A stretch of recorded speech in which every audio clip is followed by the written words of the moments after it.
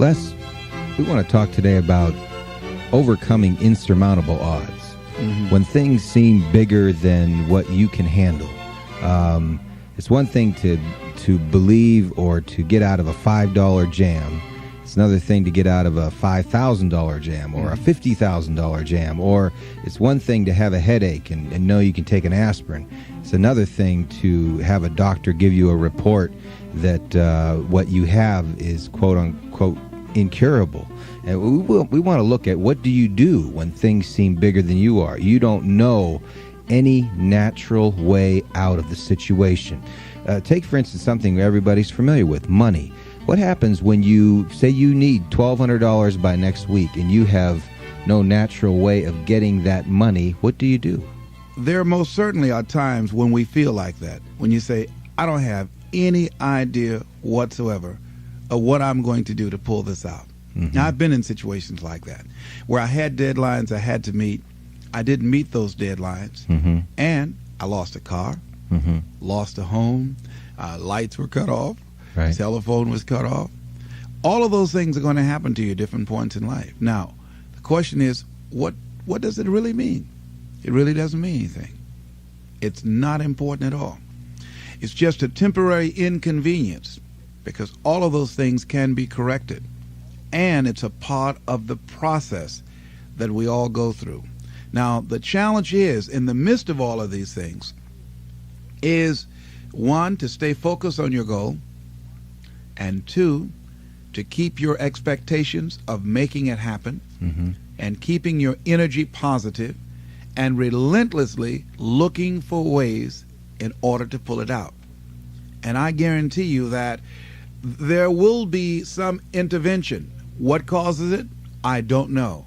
That will seem like it's supernatural. Give you an example. I remember once when I lost my job, when I was fired out of broadcasting, September 18th, I'll never forget, 1978. I was behind in my house notes, and my house was up for foreclosure. I did, Larry, everything I could. I had borrowed as much money as I could borrow. I had talked to family members and friends. I did everything I could. And I couldn't get enough money, being unemployed for several months, applying for job after job after job, and couldn't get a job. I couldn't get enough money to save the house.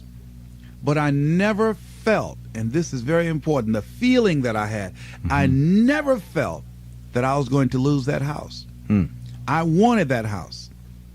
And so what I did was very uncanny. I released it. I did the best that I could. And at that time, with the limited money that I did have, I decided to take a trip with my family to Miami to go down and spend time in the sun with my children and my wife. We caught a Greyhound bus from Columbus, Ohio, and we went to Florida. By the time I arrived on the day that the bank was to foreclose at 12 noon on the house, I got a call from one of my former assistants who went by the house and called me and said, Les, it's an emergency. Call Columbus right away. I did, and Carolyn Sloan said, Les, you won't believe this. You have a check from the Internal Revenue Service on your income tax. And it was enough to pay the house notes, and I had money over. I never received a refund prior to that time or since that time. And I did not lose the house. So there are things that we don't know or understand, but we do know that if we do certain things, that things begin to happen that's in our favor, that shows that the universe is on our side. Everything that we're seeking, I believe that if we begin to align our thoughts with action and be relentless, don't try 2 or 3 things or 15 or 20 things, but 100 things, 500 things if necessary, 10,000 things as Edison did if necessary, until we find a way out. Many of us, we eliminate many possibilities for ourselves because we really don't do all we can do.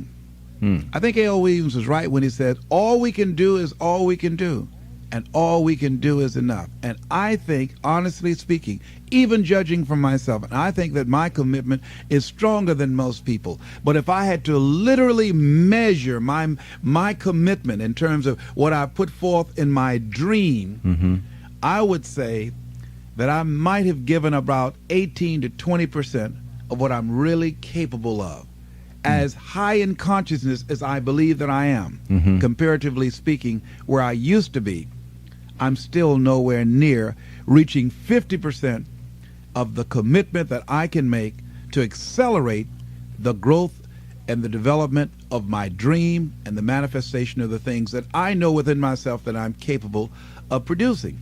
So our biggest challenge is beginning to look at within ourselves to remove those energy blocks, because if we are not producing the income that we want, let us not look outside of ourselves, but look within ourselves to find out, how am I blocking me?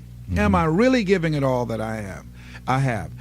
Am I really being as creative as I can be? Am I really unstoppable? Am I as relentless as I can be? Am I exhausting every means possible? Am I turning up every rock to find what it is that I'm looking for? That what resides between our ears, when we're thinking about how do I come up with $500, $1,200, or $2,000, is the same gray matter that resides between the ears of a Ross Perot or a Donald Trump when his bankers say, you've got 30. How is it that one man or woman can do it and do 1,000,000 times more than these other people, and the other ones don't?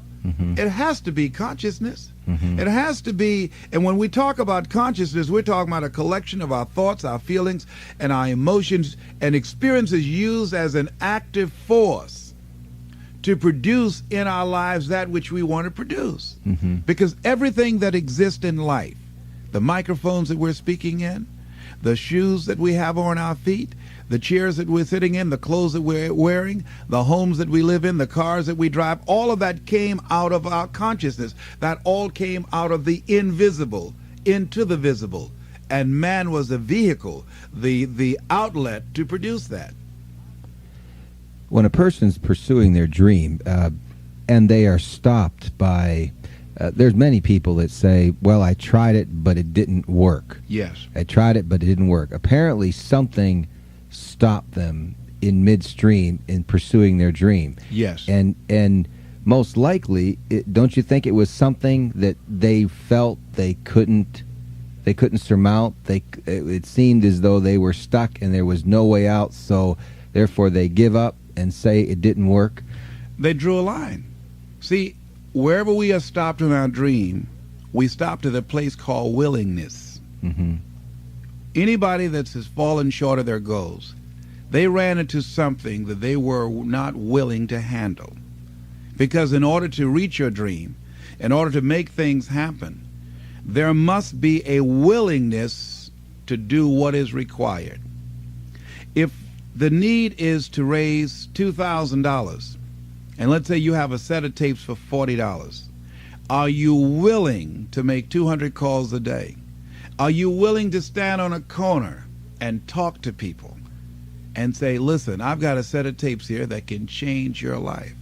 Are you willing to make the commitment that you will not go to sleep until you sell at least 10 tapes a day? Are you willing to say, if it takes me 12 hours walking and talking to people all day long until I find 10 people that will say yes, if I have to talk to 200 people or 300 people, that in order to provide food for my family, to provide shelter, to not to have creditors hounding me, am I willing to talk to 300 people a day? Am I willing to stand in an airport and sell tapes?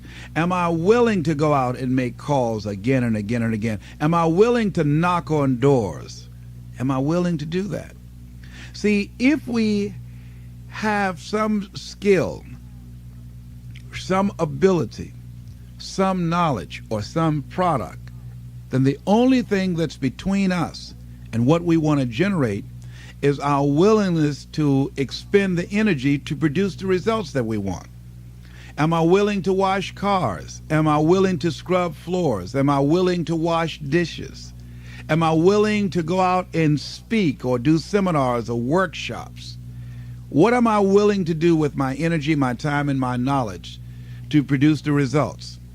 That's the bottom line. What are you willing to do? And what most people don't realize is they don't give up on their goals because it becomes insurmountable or it's impossible.